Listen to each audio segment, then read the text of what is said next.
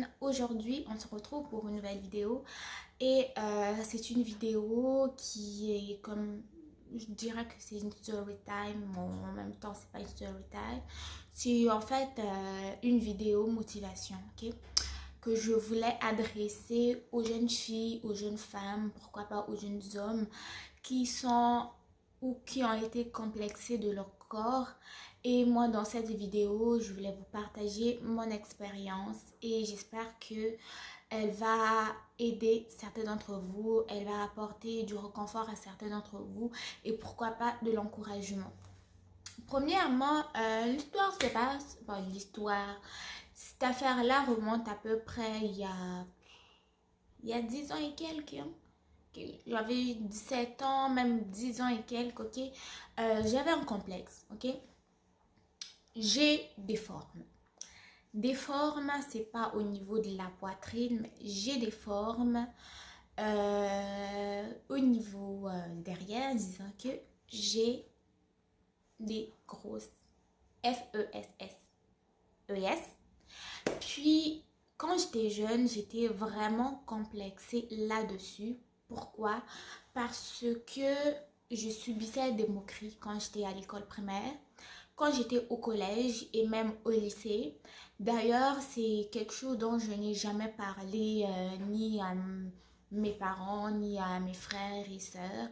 C'est quelque chose que je gardais en dedans de moi parce que ça me dérangeait d'en parler et parce que c'était un de mes plus gros complexes que j'ai jamais eu. Ce qui fait que tout le temps, la façon que je m'habillais, en fait, je portais des jeans et des longs t-shirts, ok? Ou je portais des jupes, des longues jupes. En dessous, je mettais des shorts. Pourquoi des shorts? Parce que des shorts allaient comme, pas serrés là, mais empêcher mes formes de se débalancer des parts et d'autres. Et ce qui veut dire que ça allait apporter comme une, pas une protection, mais je sais pas, ça allait une couche de plus, genre pour cacher, ok. Je me cachais en double, genre je mettais des shorts en bas, puis je mettais une jupe par-dessus, ou je portais des gros pantalons. Des gros pantalons qui me serraient pas, qui taillaient pas ma forme, mais qui me servaient encore une fois je sais pas, de voile ou quelque chose pour cacher. Maintenant, j'arrive, ça c'est au primaire, ok? Mais au primaire déjà, j'étais pas si complexée de ça parce que j'étais encore jeune. Puis mes amis, mes collègues de classe étaient jeunes aussi. Donc ils faisaient pas trop attention à ça, ils me moquaient pas encore. Mais déjà plus jeune, j'avais déjà tendance à porter des grosses jupes, ok? Des grosses jupes amples, pas taillées et tout, pour pouvoir cacher un peu. Parce que tu sais bien que tu es jeune, le regard des gens, tu comprends ce que ça veut dire, ok? Donc pour moi, c'était comme des facteurs de protection ou des armes de protection que je pourrais dire. C'était au primaire. Maintenant, mon enfer commence au collège. Non, au collège, ouais. Collège, principalement, c'était plus en classe de 5e, 4e, comme ça. Là, parce que dans le fond, au primaire, les filles portent des jupes, ok? Puis au collège, on porte des pantalons. Des pantalons, les gars portent des pantalons, les filles aussi portent des pantalons. Ce qui veut dire que moi, quand je portais un pantalon d'uniforme qui était serré, ça sortait mes formes. Déjà que mes formes, la façon qu'ils sont, je suis droite du dos, puis mes formes font comme directement un rang, puis j'ai des pieds. Donc c'est vraiment, quand je porte des jupes, je le vois, c'est vraiment assez impressionnant la courbure, ok? Ça fait droit, puis ça fait comme un creux. Je veux pas vous montrer, mais je vais vous en parler quand même. Donc, ce qui fait que au collège, je portais des pantalons qui étaient gros et des chemises qui étaient gros. Ce qui fait que j'étais toute petite, mais j'avais l'air d'une patapouf, ok? J'avais comme l'impression, en fait, les gens quand ils me voyaient, je suis sûre qu'ils se disaient, elle est petite, mais elle porte des uniformes qui sont pas à sa taille. Mais ils ne savaient pas que dans le fond, c'était comme pour me protéger du regard des gens. Le regard des gens, il venait de où? Pendant l'éducation physique, il fallait qu'on porte des shorts, il fallait qu'on porte en fait un ensemble short et t-shirt. Et je pouvais pas y aller en pantalon, ok? Il fallait être souple pour pouvoir faire des mouvements de gymnastique. Et là, ben, c'est comme là que les gens se sont rendus compte que j'avais des formes comme ça. Et puis, les gens se moquaient, ils me critiquaient. Grosse fesse et tout. Ils me disaient genre en lingala, yo, moi, la moquée, les bella, va te kiss, genre. Genre, en gros, veut dire, t'es une petite fille avec des grosses formes comme ça. Et ce qui fait aussi que, ben, quand je quittais l'éducation physique pour rentrer chez moi, parce que dans nos écoles, il n'y avait pas de douche, pour que une fois que tu as terminé comme l'activité physique, que tu rentres dans la douche, te laver, tu changer, retourner chez toi. Donc, je revenais du lycée en uniforme de sport et je rentrais chez moi à peu près, je sais pas, ça me prenait à peu près 1 heure ou 45 minutes de marche. Et tout le long, ben, c'était des pss, pss, des petites filles, t'as de belles formes, hein. Tout ça, en fait, ça jouait sur mon mental, ok? Ça m'effrayait. Je me sentais... je me sentais, je sais pas, pas en danger, mais j'étais mal à l'aise. Ce qui fait que à partir de là, j'allais à l'éducation physique avec mon uniforme de sport et je m'apportais des vêtements. Une fois que l'éducation physique était terminée, je me changeais, bien que j'ai pas pris ma douche parce qu'il n'y avait pas de douche disponible sur place. Je me changeais pour mettre mes vêtements en pâte à pouf et j'arrivais chez moi où je me lavais, puis je mettais d'autres vêtements. Donc ça a été ça. Durant tout le lycée, durant tout le collège, arrivé au lycée, c'était la même chose. Là, il y avait même mes amies filles qui se moquaient de moi. Regarde, t'as un grand éléphant derrière toi. Regarde, tu traînes un bagage. Regarde, je sais pas, t'as une montagne derrière toi.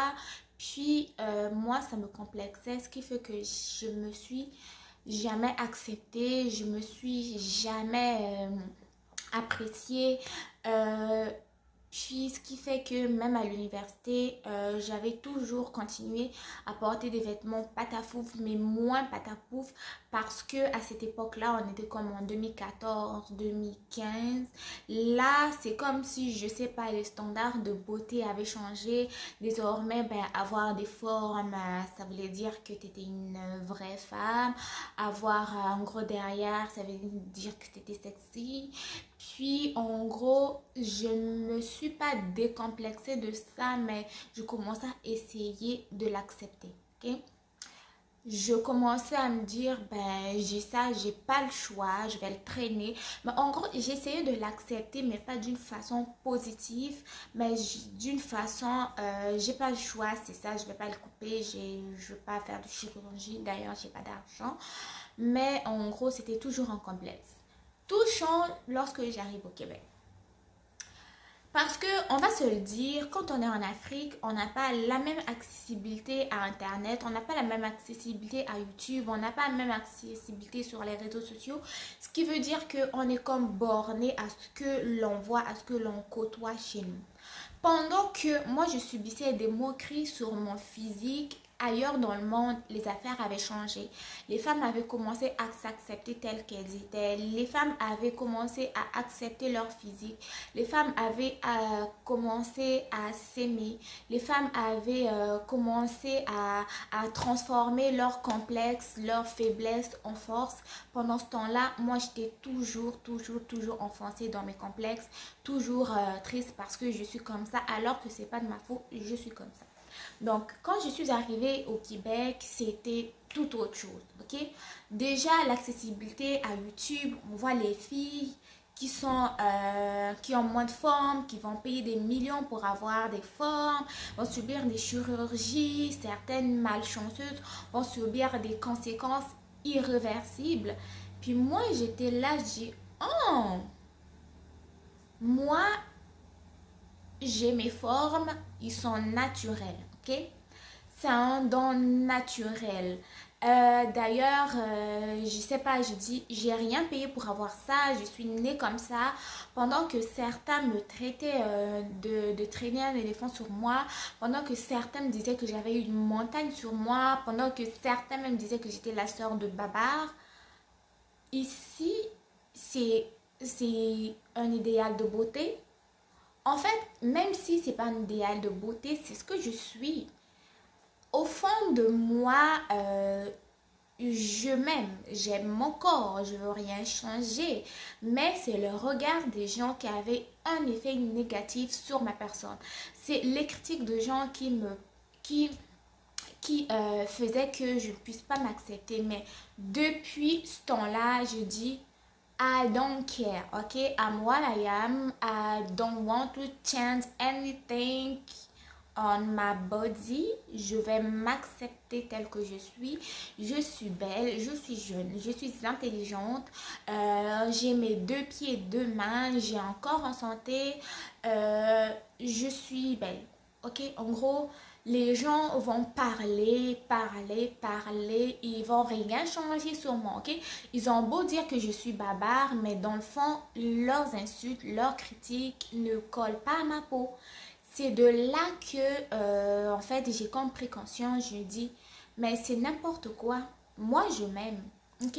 D'ailleurs, les gens ne font plus de mauvais compliments, mais ils me complimentent d'une façon positive.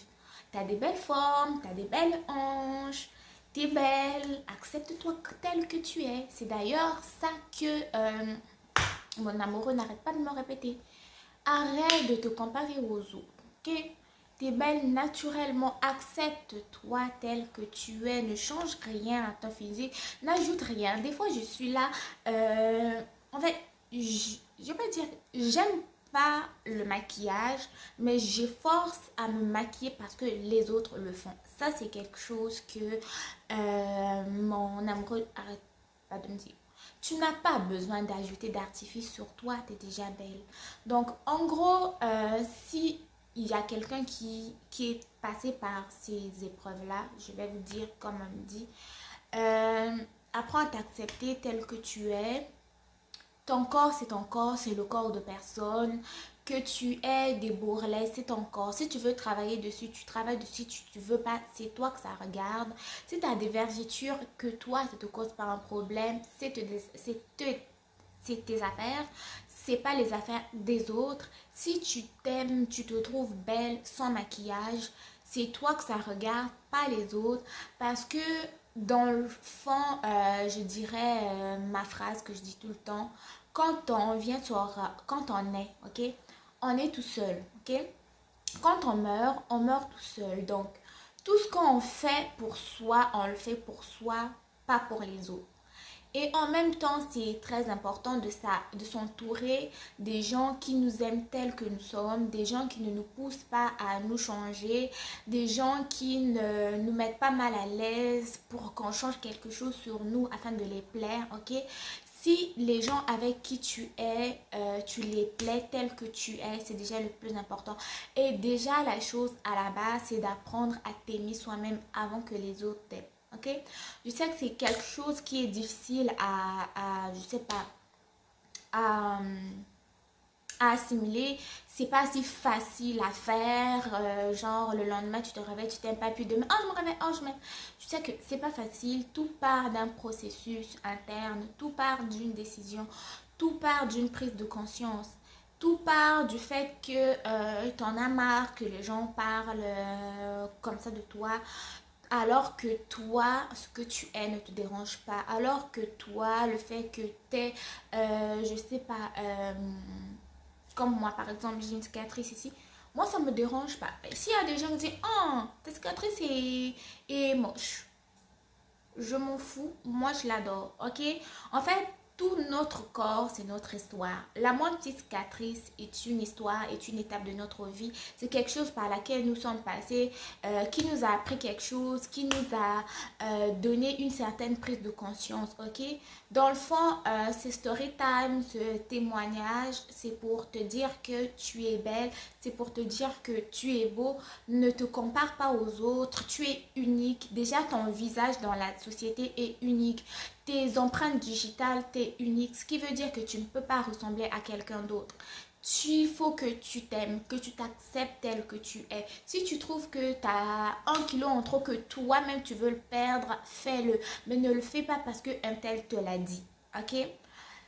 Et en gros, donc, j'espère que mon petit témoignage va apporter un petit baume au cœur à certaines personnes et va favoriser la prise de conscience pour certaines personnes aussi qui sont méchants, qui font des commentaires méchants sur les personnes. Vous savez pas l'effet négatif que cela peut avoir sur quelqu'un.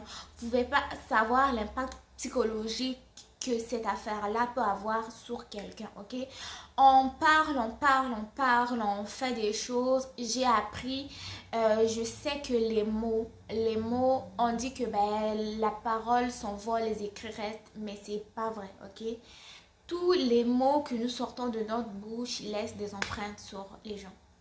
Je le sais, j'essaie de faire attention à ce que je dis, j'essaie de faire attention à ce que je fais, mais c'est un processus qui est long, qui est difficile, mais l'affaire c'est être conscient de ce qu'on fait, c'est pas bien, puis avoir la volonté de changer, ok?